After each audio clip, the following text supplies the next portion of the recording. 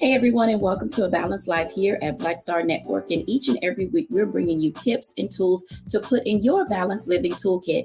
As you know, we're talking this time about being an entrepreneur, how to handle the great resignation, and of course, what it means to live your dream.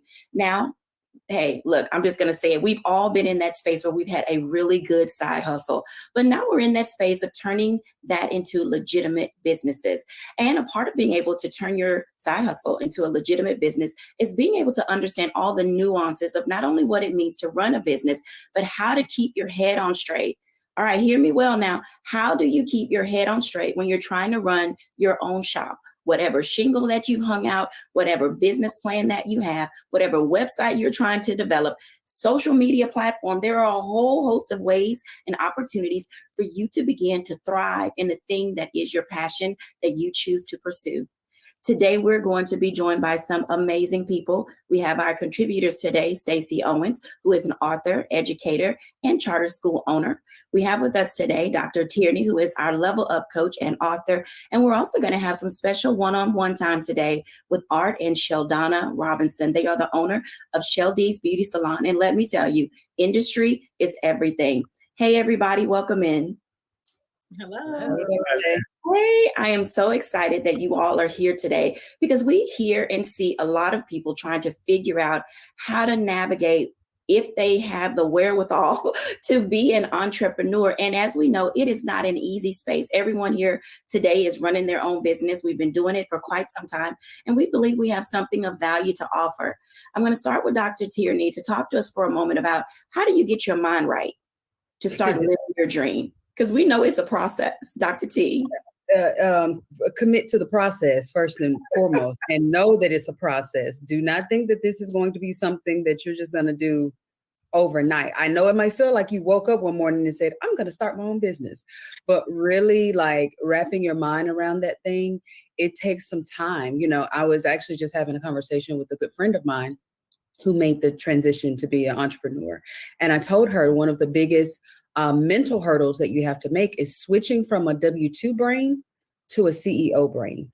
And what I mean by that is when you are in a W-2 space, you're looking to your supervisor, your team, your management team, or whoever that may be for kind of the directive of where the company is going. When you're the CEO, you're the one that's outlining the direction that you're going and what you want your company to do and be and to grow into. And so once you kind of start making that mental switch there, then it unlocks more of your creativity. It unlocks more of the opportunities that you're able to see around you. Even in the face of different adversities, you'll be better able to see the opportunities. Whereas when you're in the W-2 kind of brain, it's like, oh, well, this isn't going to work. So let me go and find me another W-2 so that I can like not have to deal with all of this. So again, the biggest piece is just understanding that it is a process. It's something that happens over time, and it's something that you continually learn. And I'm going to go ahead and on a limb here and say, every one of us that's on this show today, we're still in that process. We're still learning. It's still different things that are unlocking no matter how long you are in business. It is truly a process. Let me ask you a follow-up question, because oftentimes there's a difference between being in the right headspace and becoming a head case. How do we avoid some of those pitfalls of becoming a head case in the process of living the dream? Absolutely. Get the right people around you. Basically, we're all going to have moments where we are a head case. Like, you know, for about 2 weeks prior, I was a bit of a head case. But when you have the right people around you that can help you see what you can't see, that can literally look you in the face and say, okay, sugar, you're being a bit of a head case now. Like, come on, it's okay. And, you know, can help you just really navigate that thing. That's what really keeps you from getting stuck in that headspace that ultimately will ruin your dreams and cause you to dismantle some things. It's not that we won't ever be in that space. We're all going to be in that space where we feel like, oh my gosh, the sky is falling, and, you know, anxiousness, some depression, all of that is going to happen on this entrepreneurship journey. So if you feel that, don't think that something's wrong. That's kind of par for the course. The goal is to not get stuck there. And the way to not get stuck there is making sure you have the right people around you, be that, you know, friends, family, be that your coaches, business coaches, be that other like-minded business owners that can walk this journey with you. Absolutely. Stacey, let me ask you this question because you're in that space. Some of us are solopreneurs. It's just us running our company and we may, contract people from time to time, but you are an employee-based business and you actually employ people. How is living the dream for you in this time of doing this and all the other things related to running your school? Yeah, when you're taking that hobby and you're turning it into that reality, and you have that type of reality that involves employing other people, you're now carrying your weight and their weight too. So you do have to have a commitment, like Dr. Tierney was talking about. And I think you also have to have a sense of determination. You have to be determined that you're going to learn those hard lessons, that you're going to be able to not only help yourself, but also be able to operate in that space where you can provide assistance to others, because now I'm dependent on others to become part of my dream. So every one of my employees out there, I tell you first, when I onboard you to start working here at the school, the first thing I say is, here's my legacy. Here's my vision, my dream. Here's what my end result will look like in terms of what it looks like in my head. And then I start helping them to see, how can you become part of that legacy? How can you become part of that vision? Because now they have to buy into it. They have to buy into the fact that they're going to put aside, while they're here in that employee status, they're putting aside maybe some of their hopes and dreams, and they're starting to work with you, alongside with you, to bring yours to reality. And I think that's the hardest thing, is finding those right people that understand the legacy building of somebody else's dream, and then they are willing participants of wanting to bring someone else's vision to life. If you find those right people, then it works like magic. Working like magic isn't always easy. What are some of the qualities that you look for, Stacey, in people who you believe can be legacy builders alongside you? See, now that's going to depend on what your legacy is and what you're doing. See, for me, my legacy is children. So I'm looking for somebody who's passionate. You care. Do you even like kids, first of all? Because if you don't, you'll be in here being a kid killer, and we can't accept that. So we want to make sure that you're passionate about what you're doing. You have compassion for others. You're able to come in and be diverse, see the world through other lenses and not just your lens, because now you are about to become a cup that's going to pour into the babies that I have floating around here in the school. And I want to make sure that you're going to give a good, clean pour and not come in here and be toxic for them. Now you said a mouthful right there, because oftentimes, depending on your industry, there are different things that you need in order to be able to do the work that you're trying to accomplish. I want to invite in Art and Sheldana just to say hey to the people and tell us a little bit about who you are and what you do. And then when we come back in our second block, I want to have some one-on-one time with these good people. Hey, Art and Sheldana. Hello. Hi, Dr. Jacquie. How are you? I am well. Thank you so much for joining us. So tell the world what industry you're in, who you are, and what you do. Well, I'm Art Robinson. This is my wife, Sheldana, and we're the owners of Sheldeez Beauty Salon in Sterling, Virginia. And we've been in business now we're in our 28th year in business. And we do the full gamut of hair services. And that's what we do. We also retail human hair extensions and lace wigs as well. So you just described for me what a lot of people who come into your industry wish they could do, which is expand and explore their options. Being in business 28 years, when did you decide to go from just doing hair to also offering product? Because there's a part of the industry that's service, and then there's a part of the industry that is product and business. How does that happen? Well, for me, it was really sort of an epiphany. Once I determined, to be honest with you, the profit margin in selling things like extensions and lace wigs, we were buying those things already, from other outlets. And then once we, started to recognize that, hey, if we could get a high quality, stable product line that we could import, that, we could really, change the game, for our business, and for us personally. So what does that look like in terms of who went to beauty school, Sheldana or Art? Trust me, I don't know anything about beauty. I mean, I'm the complete business side, and, right. and Sheldana is totally operational. Totally operational. And so, yes. So yeah. So those are two different sides of the business. When we come back after the break, I want to unpack that for a moment, because many of you are out there. You may be in beauty school, hair school, barber school. You may be trying to figure out what it is you want to do with your creative passion. But oftentimes it's important to understand the operational side and the business side of your business. We'll be back in a moment after the break.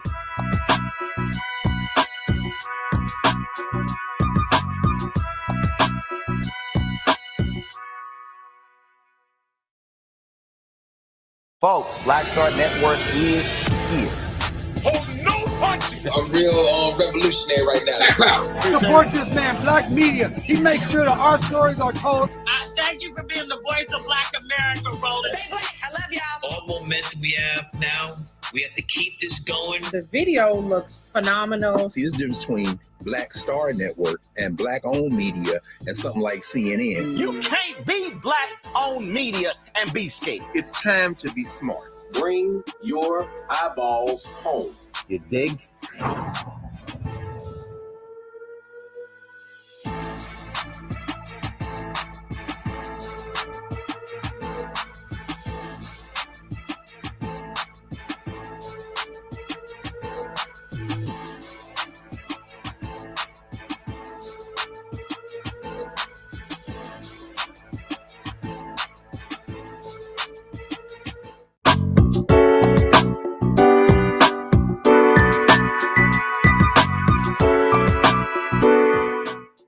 Welcome back, everyone, to A Balanced Life. And as you can tell, if you're deciding to open up your own shop, you got to bring your passion. You've got to bring your creativity. You have to have a sense of business, and you need to have people around you who can keep you well balanced as well rounded. We're having this conversation today with Art and Sheldana Robinson of Sheldeez Beauty Salon. Let's bring them back in, because they mentioned something at the last block that was interesting about the operational side and the business side. So I'm going to ask Sheldana this particular question, because you all have a variety of people in your shop who do more than just little kids and people with gray hair and all of those things. So how do you decide who to hire for the kind of business you're running? Well, we do all types of hair. So whether it's weaving or braiding or natural hair or relaxed hair, we do it all. So a lot of the girls, we always tell people to stick to their lane. Like some of them just like doing braiding. They don't like to get into, doing weaving or natural hair or anything else. So we always tell them to stick to their lane. So we always look for someone that, for braiders, some girls just like to braid. Then we have girls that just like to do weaves. They prefer to do weaves. Then we have ones that like to do, the just natural hair without adding hair to it. So it's a wide, it's pretty wide. And we just look for people that, what their passion is. Because everybody's passion is not, like, I don't do weaving because I don't like to sew. So I mostly stick to natural hair. So we always figure out, what's their passion to do, because it's when you like to do something, you're going to love it and you're going to continue to do it. I think that makes perfectly good sense, because oftentimes people get offended when you say things like stay in your lane. But the reality in business is if you're not in your lane, as Art said, you can't find that profit margin. So Art, what does that look like when you think of diversifying? At some point you went from doing maybe one type of hair to moving into other lanes of hair care. How does an individual in your industry decide when it's time to expand? Well, for us, in terms of the types of hair that we do, that was really sort of predicated on the staff that we got. So, as we brought in more and more people, different ones had proficiency in different areas, and so that's how we expanded our the services that we provide. But in terms of the wigs and the extensions and importing that and the products, that's really just a recognition that we could, that we could really sort of cut out the middleman and, go direct and, get those items and sell them and increase our profitability. So I'm going to ask the question from a consumer perspective, because I know our audience is watching. Oftentimes people don't know where to go and who is right for them. Can either of you share how a client can select the stylist that's best for them? I think it depends on what they want. A lot of times on the phone, a lot of times it's best to come in for a consult, but a lot of times, at the front desk, we tell them to try to figure out, especially if someone new or on the phone, we tell them, what do you want? What are you looking for? Because if you're looking for a natural hairstylist, that's what we're going to give you, a natural hairstylist. If you're interested in relaxers or your hair is breaking or something like that, then we're going to give you a stylist that deals with that. So we try to make sure that we get a lot of information on the telephone first. And if we can't get enough, we ask them to come in for a consult so we can actually talk to them. So this type of consult that you do, it really does help the consumer or your future client determine what it is they want. I want to bring Stacey and Dr. Tierney into the conversation because over the course of time that I've known them, all of us have changed our hairdo. We have gone from one thing to another. And Sheldana and Art bring up a really good point. Oftentimes we decide the hair we want to wear based on the outfit we're wearing. When we think about going to a concert, the first thing we say is, what are we going to do with our hair? How is it, ladies, that you make decisions about what to do with your hair, whether you're transitioning in from a relaxer or out of a relaxer to a natural hairstyle? Stacey, you're wearing your locks. How do you make these levels of determination? I made my determination based off of, I was going to the stylist once a week at one time in my life. And my schedule just became very busy. And for some people, when you go to the hair salon, that's a self-care moment for you, and you're relaxing and you're enjoying that time. And for me, it was anxiety and stress because I wanted to get in and get out. And so I knew I needed to do something different. So I went to a natural state, and then I was like, oh wait, this is tougher than I thought. I don't know if I want to do this either. And so that's how I ended up in the Sister Lot world. I was like, let me lock this up so that I can become a plant and just spray it with some water and just keep moving. And so, and I don't have to see anyone for about 6 weeks to get it retied. And I want that quick too. So that's how I got to the locks. And the whole blue thing, that became my brand. You know, I decided I wanted to be as blue as possible because I came across an opportunity where someone tried to determine that the way that our hairstyle or the way that our hair grow out of our heads should determine what we should be able to do in certain business worlds, or it should determine how smart we are, and it should determine whatever. So my blue hair became a brand for the school because I wanted to show kids that it's what's in your head and not on your head that makes a difference. And I can run a school, I can sit in any boardrooms, I can run the gamut with anybody, right, with this blue hair. So now I'm sort of stuck with it because the kids now look at is what I learned and what I put in my mind that's going to make me be great in terms of bringing our dreams together. So that's sort of how I became the blue hair lot lady.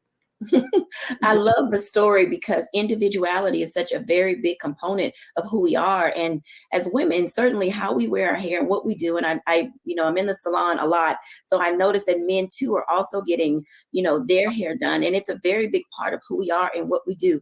Dr. Tierney, what's your hair journey?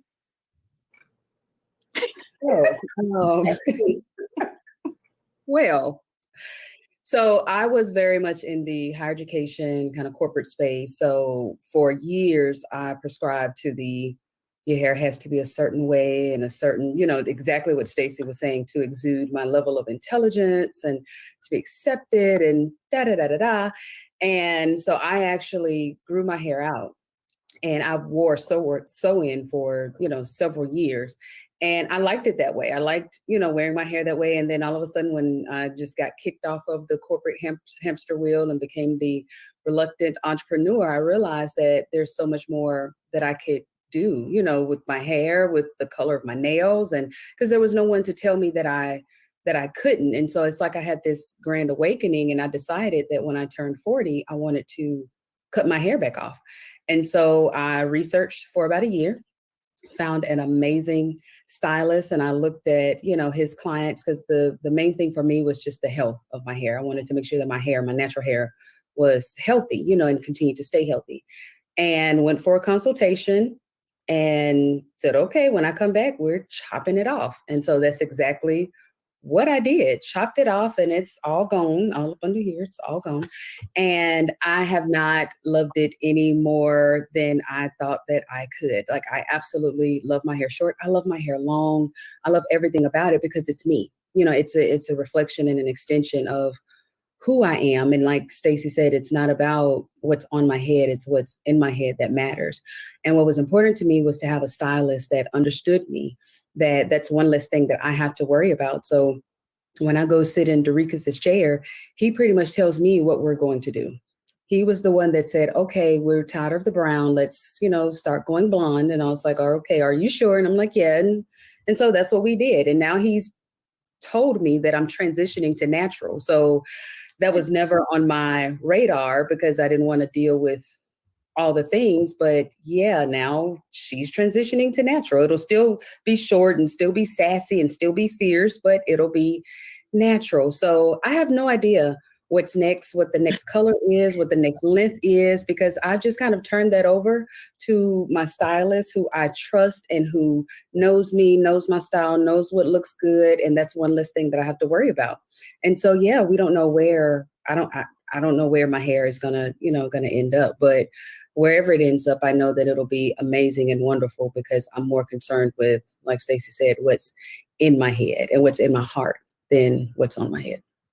I think that makes a lot of sense. I want to invite Art and Sheldana back in for a moment because this conversation, you guys have sort of turned that corner to social entrepreneurship. And for most of our audience, they've been with us long enough to know that individuals who do social entrepreneurship, individuals who bring a message to the work that they do. Art and Sheldana, not too long ago, Yamiche Alcindor came to visit you and you all did a PBS special and you talked a lot about the value of hair and self-esteem and the Crown Act. When we talk to our clients who are in the corporate setting, most of the conversations are along the lines of, I'm in a predominantly non-Black environment, so I can't go in looking like my hair is not being taken care of, because there seems to be that assumption or that bias that if you have natural hair, you're not taking care of it. How did you turn that corner to decide to make a social message become a part of your brand and your business? Well, I mean, just like the other young ladies were saying, that it's really more about what's inside your head than what's on top of your head. And we really just want to be a place. We don't judge anybody based on what hairstyle they want. If you want to be natural, you can be natural. If you want to be relaxed, you can be relaxed. If you want to put a weave in, wear a wig. I mean, we're here to do whatever it is that that you want to do. But we just wanted to. That piece on PBS essentially was about how the state of Connecticut had joined a bunch of other states in making it illegal to discriminate against someone based on how they wore their hair. So, but we're really neutral. You know what I mean? We're not. We're pro everything. We're pro, whatever it is. If you like it, we love it, and we'd like to be able to provide it for you. I think that's an important message for people to hear. We often have stereotypes in communities of color related to how you wear your hair, whether you wear it curly or you jump out the shower and you just wear it wet, or if you lock it up, twist it up, do whatever that it is. There are often times that we are out of balance as people because there's so many stereotypes. I'm going to jump ahead and go into it. When we come back after the break, I want to unpack that for a moment because many of you are out there. You may be in beauty school, hair school, barber school. You may be trying to figure out what it is you want to do with your creative passion. But oftentimes it's important to understand the operational side and the business side of your business. We'll be back in a moment after the break.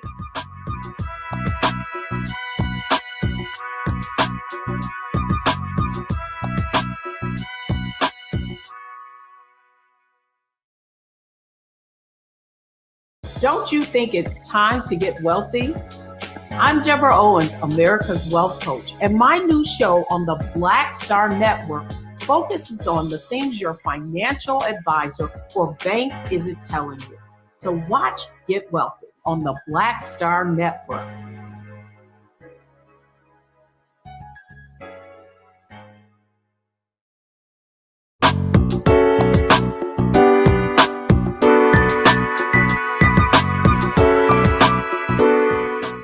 Welcome back, everyone, to A Balanced Life. And in this moment, we're at that stage where we're going to talk to you about how do you really unpackage your business plan? How do you make your dream a reality? How do you live this thing that has been in your heart for so long, while at the same time learning how to battle stereotypes? Oh, you can't do this business because you're Black. You can't do this business because you're brown. You can't do this business because you're a woman or because you're a man or you don't look a certain way in this industry. Oftentimes, there are things that we come up against in business that we never would have dreamed of were a part of our business structure. I want to start with Stacey for a moment, because in this world of education, Stacey, where you're teaching children that they can be anything that they want to be, how are you helping them combat stereotypes when it comes to them wanting to live their dreams, even as young people starting businesses? Stacey? I mean, I think first you have to have an awareness of what it is that you want to be, who it is that you want to be. And then once you can stand solid on yourself, then you just have to be able to clear the noise. I call it clear the noise. Like, pick and choose what you want to listen to. And if you're hearing people give you any kind of stereotypes or any kind of negative thought patterns on what it is that you're trying to do, I take the advice of ET. I don't take constructive criticism from anybody who haven't constructed anything.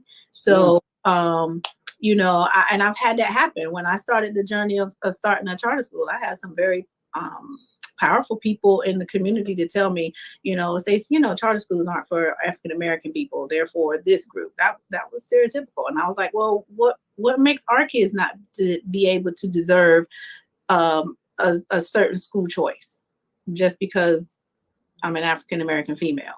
That didn't make sense to me. So maybe the norm says that it's not, but I don't tend to go with the norm. I tend to be a trailblazer if that's what I want to be. So that's what I chose to do. So I did it. And we've been doing it for about 10 years now. And so you hear that a lot, because a lot of times what people will do is they will project their fears onto you through the form of a stereotype or their thoughts, you know? And so I just try to say, hey, I know what I want to do. And once I make that decision that that's what I want to do, then I'm going to listen for the conversations and the people of my tribe that's going to come and help me do the thing that you think I can't do, whether it's stereotypical or not. I mean, you know how many people I hear ask me about my hair color or the way I dress, and I'm going to put my crop top on and I'm still going to find somebody to make my hair even bluer whenever somebody says something about it, because that's your thoughts, not my reality. That's interesting that you say that, because the power of projection is real. People do have a tendency to project their fears onto us. And how do you combat that? You mentioned quieting the noise. How do you determine when to shut all that down? Because some people don't know how to escape the noise.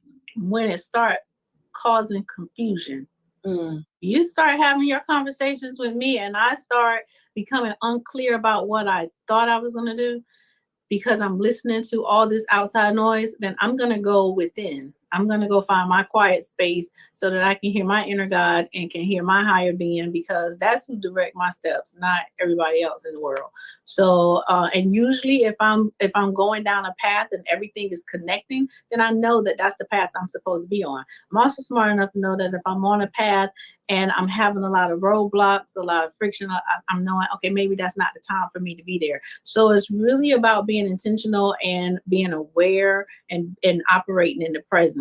But if you are unclear, unsure about what it is that you're trying to do, you will get mixed up in a lot of personal thoughts. I mean, I let people say what you're going to say what you're going to say, right? So I let you say whatever you're going to say, but then it's up to me to filter that through what's actually happening in my reality. And I've also learned that the higher up I went on this ladder, that it's lonely, because now you have to I think, protect your space. Like I'm now, before a lot of people fell off and I didn't understand. And I was like, no, where you going? I want all these people around me. Now I'm like, oh, go ahead on, get on. Let me have some space by myself so I can think about it, because the higher up you go and the decisions get harder, you have to interact with at a different level. And some people are just not on that level. And it's not that I can't value their opinions, but I have to understand, I have to look at, where is this coming from? What value are you? What understanding? What are you bringing to the table for me to decide if I'm going to help that? But a lot of that, I just filter with, let me get into a space where I can hear my inner self. Absolutely. Dr. Tierney, talk to us about that, because so many people do want to level up in their real life space. You know, they feel like they've gotten it together. They've been on this journey for a moment. And then all of a sudden, here come Nancy Naysayer. You know, how do you manage to level up when there are people saying you need to, you know, dumb it down? Mm-hmm. So I want to take the focus off of the external Nancy naysayers and put it on the Nancy naysayers that are inside of us. Sometimes we are our own worst Nancy naysayer. Sometimes we are the one that's applying the stereotype to ourselves. And I say that with love because I was that person, after getting my doctorate degree and thinking, oh, okay, I'm about to be the president of XY University, because that was the trajectory that I was following. When everything started to kind of crumble around me, I was still working to get back into that arena, because I had the stereotypical thought that because that was the degree that I had, that was the experience, some of the experience that I had, because that was the direction that I was going, because I checked all those boxes, that was the only thing that I can do, and I held myself hostage to that for too long. For far, far too long, when it took someone else external, actually it was Dr. Jacquie, to come along and say, don't you see all that you can do? Don't you see all that you've been doing? Like, look beyond the title, look beyond the university, look beyond that role, and look at exactly what you were doing. And so it actually, in my case, it took someone external to me to shut up the Nancy naysayer that was in me, to help me to get outside of the stereotype that I was holding myself to. So I don't want us to become so preoccupied with what everybody else is saying as they are the Nancy naysayers. Sometimes you need to check yourself. You need to check what you're thinking, because you may be the one that's getting in your own way. And here again, I say it all the time. This is why having a coach is so important. Having someone that has gone before you, having someone that can show you receipts of what they've done, and how they got over, what I'm saying, basically how they made it over, that they can show you, here's how I navigated this area of my life, or this trial or this tribulation. And here's how I can coach you to do the same, because those are the people that's going to help you to shut up the Nancy naysayer. They're the ones that's going to help you get out of that stereotype and get out of your own way, so that you can ultimately get to the goal that you may not even see yet. I did not see any of this. I did not see my business. I did not see me being on TV, coaching, and I did not see any of this, but Dr. Jacquie did. And I'm so thankful that she did, because in her shutting up the stereotype that I was holding myself to, I've been able to bust all kinds of glass ceilings that I wasn't even aware of. So get a coach, sugar. Get a coach, sugar. I love when she says that, because I think it brings us to that space of how we grow. And I bring Art and Sheldana in for a moment, because oftentimes people don't understand when you need to grow, and not everybody is on board when you're trying to grow your business. Art and Sheldana, talk to our audience about that for a moment.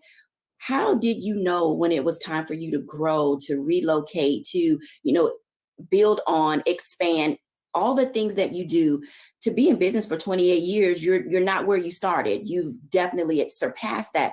How do you know when to grow, and what does that conversation look like between a couple who is doing this together? Because family business has its own ups and down and ebb and flow, but you guys do it well. What does that look like for people looking to expand? Well, I was a Nancy naysayer. I was always doing like, wait a minute, let's don't do that right now. I was always the one said, okay, we can't be open on Sundays. So shops are not normally open on Sundays. And then he wanted to open on Mondays. I'm like, wait a minute. So that was me. So I was all one trying to hold back, but he thinks he can do anything. He's like, no, we're going to do it. Let's do it. Let's just jump into it. And it has worked. So he has helped me a lot, seeing the things that we have accomplished, in the 28 years, because he's like, no, we're going to do this. We can do this. I was the one more like, just really scared. But now, 28 years later, I'm like, yeah, let's do it. Let's try it, So this is like that marriage between what is business and what is passion. Art, how does that work? And you have the business acumen, Sheldana operational and creative. How do these things work together? Because sometimes people can't see that they can't do it alone. Help us out. Well, I mean, the biggest thing, Dr. Jacquie, is staying out of each other's way. I don't know anything about anything as it relates to doing hair. And, my wife, Sheldana probably knows a little bit about the business side of it, but staying out of each other's way and compartmentalizing. And she's, it was a little rough there initially, but she's given me the space to do what I do, which is, business and expansion and, marketing and so forth. And I don't get in her way operationally about how things go, no matter what I think. If I think, and I know just enough to be dangerous. So, I mean, I don't say anything about it. I say, hey, honey, that's your department. That's your lane. I'm going to leave that to you. You leave the business to me. So I think the biggest thing is to respect each other's level of expertise and where you fit in, and give your partner the freedom to do that part of their job. So have you two always been in business together, or did you have different career paths at one point? Well, Sheldana's always been a hairstylist, but I came from the investment business. I was a stockbroker for Merrill Lynch and then Prudential Securities, and essentially I came into the hair business because I was spending so much extra time managing the business, running the finances, doing the marketing and so forth, that I was not doing my day job as efficiently as I needed to be. And so I walked away and then just decided to, do the management of my own assets, and then as well, run the business side of Sheldeez. I think that what you stated was super important. So if you guys were listening, Art said that he was an employed entrepreneur. And oftentimes being a double E is the space where we find ourselves when we're trying to determine, do I leave my day job to pursue my dream, or do I take a pause and discover how to meld them together from time to time? Dr. Tierney, talk to us about that process of making the transition from my dream job, my life, what I want to do, and having to keep a day job in order to pay for my dream if I'm going to really live it. Mm-hmm. Absolutely. So there's this perception that entrepreneurship means that you have to be on the struggle bus. And that's not everybody's story. For a lot of people, it's that your dream starts as a side hustle. So you're working at your W-2 job and you're growing your business on the, on the side. And for a number of reasons, you might stay with your W-2 for insurance pieces until your baby starts to grow, your baby being your business grows to a point to where it can be self-sustaining. You don't have to absolutely 100% quit your job in order to, totally start your business. Now, the thing that I will say is that you do have to put your weight behind your business.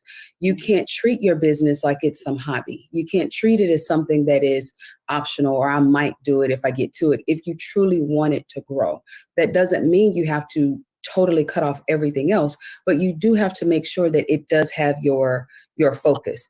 There's also examples where you might be 100% in your business, and then you have to back it up and punt, and okay, well, let me go and get a 9-to-5 because now we've had this life transition or this situation happen to where we need this steady income or, this steady insurance or whatever it is.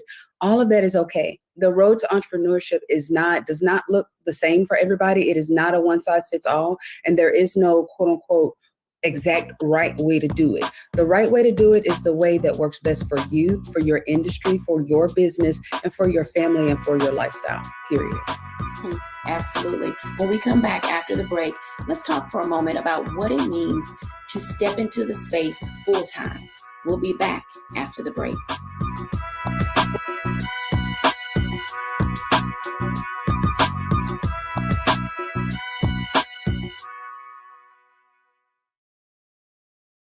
Hatred on the streets, a horrific scene, a white nationalist rally that descended into deadly violence. White people are losing their damn minds. As an angry pro-Trump mob storms the U.S. Capitol, We're about to see the rise of what I call white minority resistance. We have seen white folks in this country who simply cannot tolerate Black folks voting. I think what we're seeing is the inevitable result of violent denial. This is part of American history. Every time that people of color have made progress, whether real or symbolic, there has been what Carol Anderson at Emory University calls white rage as a backlash. This is the rise of the Proud Boys and the Boogaloo Boys. America, there's going to be more of this. Here's all the Proud Boys, guys. This country is getting increasingly racist in its behaviors and its attitudes because of the fear of white people. The fear that they're taking our jobs, they're taking our resources, they're taking our women. This is white fear.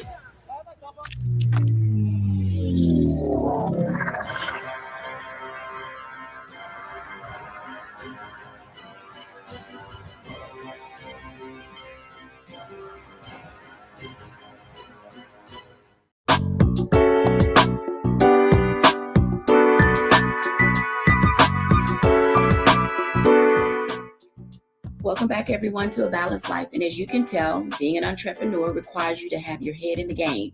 You can't decide one day, I don't want to do this anymore. Well, actually, you can, but have you given it your all before you decide to step out? I want to talk to Stacey about that for a moment, because there comes a time where you have to say, you know what, I need to pull the plug on this. And it may not be the full business. There just may be aspects and components of the business. Stacey, in your books, you talk about employees and how you work with them. And there are times when they're not all on board with where you're trying to go. When do you decide that maybe you need to take a detour in your dream in order to keep things moving forward? When do I decide to let them take a detour? So they don't I love that transition there. so they don't mess up my dream. I think it just depends on a lot of things. Like, for instance, before I started Zecca School of Arts and Technology, I was an educator, and I was working as at Smart Start as a early childhood specialist for about 7 years. And I would come home at night and be putting things in place for me to be able to get to the space of opening a nonprofit, because Zecca didn't start out as a school. I was working on the nonprofit aspect of it.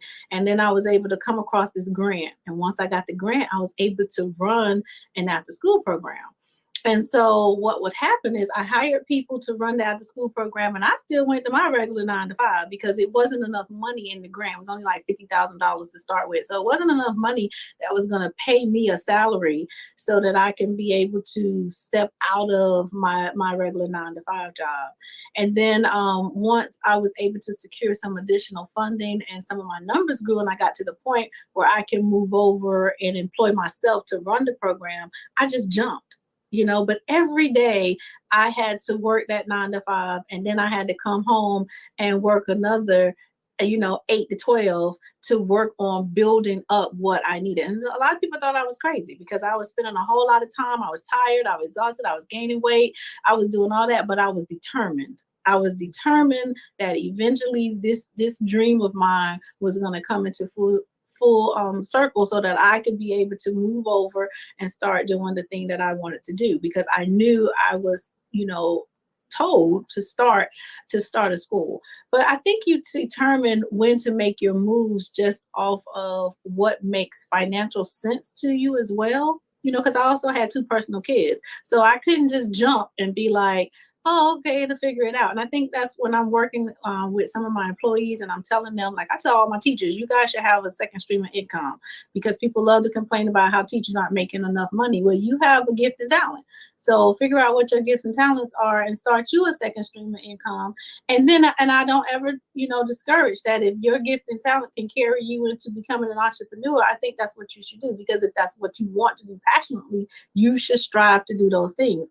But I think you have to be, you have to make an assessment of when the time is right for you to fully transition, and make sure that when you do that transition, you're willing and ready to take all the good, the bad, and ugly that's going to come with it, because you're going to have some good times and you're going to have some hard times. You're going to have some setbacks. You're going to have all of that.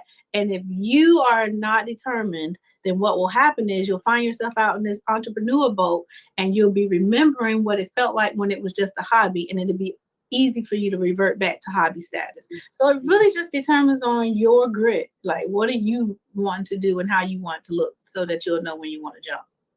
And you make a very valid point, because sometimes we don't know when things are going to change. Art and Sheldana, we went through this pandemic, and your industry was impacted by that. Talk to us about how you managed to stay the course during a pandemic, which was for a really long time. What did that look like for you and your industry? Yes. Sad, yes. So essentially, we were closed down for 12 weeks, 11 or 12 weeks, and it was a struggle. It was a struggle, but I mean, we've been. Luckily for us, we've been in the business and have had some success for a while. So we may not have had it as difficult as some other people. But and then the other things that were available, PPP and EIDL, and then there were grants and so on and so forth, and some things that we were able to utilize. But yeah, we knew that we have a solid business plan, a solid business, and that we'd be ready to rock and roll as soon as they open back up. But it definitely was looking difficult there for a while. And you all, especially being in the hair industry, some companies, some businesses, hair salons didn't recover because they didn't take advantage of a few of the things that you offered. But one of the things that you all do offer is great customer service. How do you help people in the industry help their clients understand some of the things you go through? Because oftentimes clients don't understand that it's a business. Outside of being a beauty salon, there's some real dollars and cents attached. How do you help clients and people who need the service, want the service, make the decisions to stay the course with you? Well, I mean, one of the things that I try to do is, I try to explain. I don't have a lot of day-to-day interaction, but I try to, explain to Sheldana and our other staff to just to let people know that, we're never going to be the cheapest game in town just because the amount of overhead and because of the level of service that we try to deliver. And we just try to explain that we're not Food Line. We're more like Wegmans, So you're going to play. It's going to be a slightly higher price point, but you're going to get incredible service when you come here. I can appreciate that. So for those of you who are not in the DMV, who do not understand Art's analogy between Food Line and Wegmans, it's the difference between Safeway and Randall's, the difference between H-E-B and Kroger, or the difference between going to Ecker Drugs, Walgreens, Dwayne Reed, and Publix. So from wherever you are watching, and you can tell there are levels of degrees depending on the quality of service that you desire. And so businesses who believe in what they do, companies who appreciate their staff and their clients will go the extra mile to make sure they're continuing to offer service, whether we were shut down for a pandemic, whether you were in a space or area where there was a hurricane or a tornado. Companies who believe in who they are and what they do will go the extra mile for their people because they not only believe in living their dream, but also the way we look helps us live our dream. Let's talk about that for a moment as we're kind of winding down. How important is it how you look when you go out? Dr. Tierney, talk to us about the power of presence and self-esteem that's attached to it. Absolutely. So I am my brand. So when you see me, you are seeing my brand, my business, and I carry myself in a way that when you see me, you know pretty much what you're going to get when you interact with Dr. Tierney Enterprises, LLC. From my website, to my processes and the systems that my clients interact with when they are doing everything from scheduling their session all the way down to payments to reminders and everything in between. It all connects. I want to make sure that when you see me, you are seeing a reflection of what you would receive when you work with me, particularly with me being in the life coaching space. It's a very intimate process, and so I want to make sure that anytime you see me out and about, that what you see is what you get. You never have to worry about, well, I saw her on a balanced life and I kind of saw her on Instagram, but when I saw her in person, or, her website says this, or it looked like it was easy, but then child, it was so many back end, it was so confusing. No, I always think about the end user in every aspect of what I do and how I do it and how I show up. If you are lacking that confidence piece, if you are lacking and feeling that imposter syndrome and the insecurity, it's going to show up. It is absolutely positively going to show up. This is why it's important to not just dress up the outside. It's not enough just to have a really pretty website. It's not enough to have your hair styled and wear the right clothes and say the right things, when you're in front of the right people. It really matters what you think of you. It matters what you think of your clients. Do you see your clients as just a transaction? If you do, if any of that is present, it's going to show and it will impact your bottom line. Trust me. That makes perfectly good, Stacey, talk to us about that for a moment, because you're expanding, you're growing, you're doing so many things. And when your kids are out in the community, they know they go to your school. How do you accomplish that brand building from you, the legacy builder, all the way down the line and across the board? As I was listening to what Dr. Tierney said, what popped in my mind was character. So early in the game, clean up your character, figure out what type of person you are. I'm a very giving person. I'm a very loving person. I love to, go towards the light and give light to others. I see the hope. I see, in everything. I always see my glass as half full versus half empty, and I'm very confident in who I am as a person.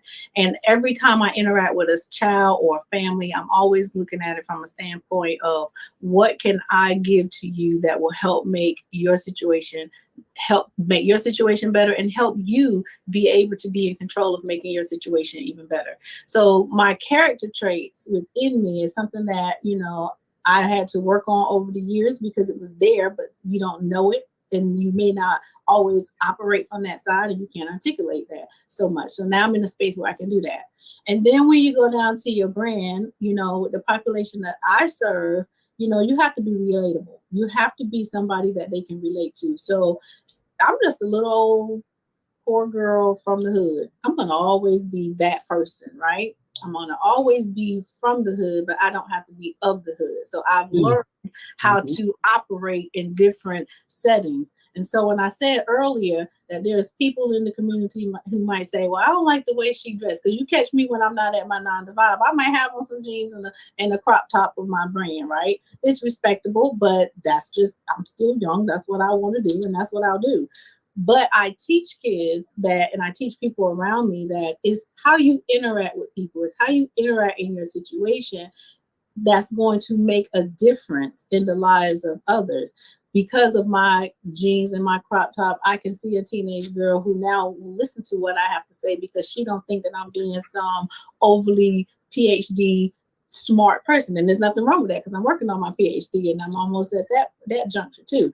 Take me in the boardroom and I'm going to have a suit on, and I'm going to have, my makeup and everything that I needed to do. So for me, I can operate in any room that you put me in. I know how to switch, and I don't like to say code switching, because what I'm gonna bring to you is my authentic language. I'm gonna bring to you my what I grew up with in my experiences. That's all we can bring to any table is who we are. So I've heard people say, oh, you're not going to be successful. For my 11th grade teacher, if you're still out there, who said you're not going to be anybody because of the way you slice your verbs and and use your grandmother's dialect, I'm somebody, and I still might slice a verb every now and then. So you can only bring you to the table, but what you got to do is improve you so that you can start bringing the best you to the table, right? And I've also learned that if I come to your table and you don't want me, I'll create my own table. So I think that that's important, being able to create your own table.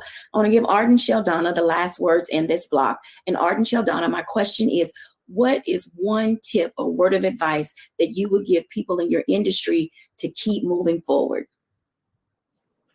You want to take that? You want me to take that?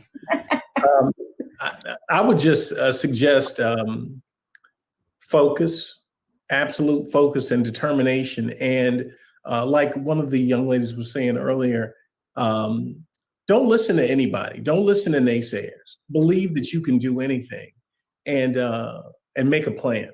Always have a plan, but have supreme confidence in yourself and believe that you can do anything.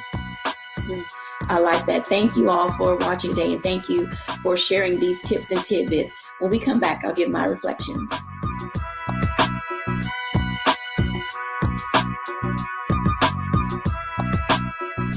When you talk about Blackness and what happens in Black culture, we're about covering these things that matter to us, speaking to our issues and concerns. This is a genuine people-powered movement. There's a lot of stuff that we're not getting. You get it, and you spread the word. We wish to plead our own cause. Too long have others spoken for us. We cannot tell our own story if we can't pay for it. This is about covering us. Invest in Black-owned media. Your dollars matter. We don't have to keep asking them to cover our stuff. So please support us in what we do, folks.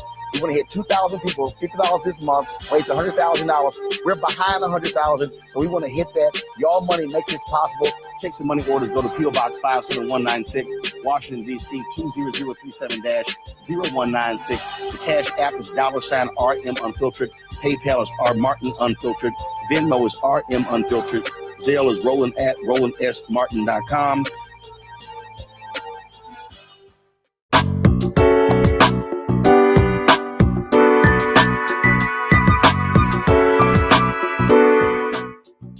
Welcome back, everyone, to A Balanced Life. And as you can tell, when we say this all the time, so we're not trying to scare you out of entrepreneurship. However, being your own boss is not for the faint of heart. It requires you to be sold out for you 100%. It requires determination, patience, and you got to love yourself. You got to be in that space where you feel as if you can accomplish anything. Honestly, we're so busy out here self-doubting that other people are really afraid of our potential. So when you see that as a perspective for yourself, it should allow you to feel as if you can move yourself forward. Keep going, keep moving, keep thriving. It is for this reason that A Balanced Life is able to be what it is able to be. From the things that I do on a regular basis to where I am now, it gives me the space and the confidence to say, I can do this and I was meant for it. And I say that to you, you can do this and you were meant for it. Thanks for watching. Bye now.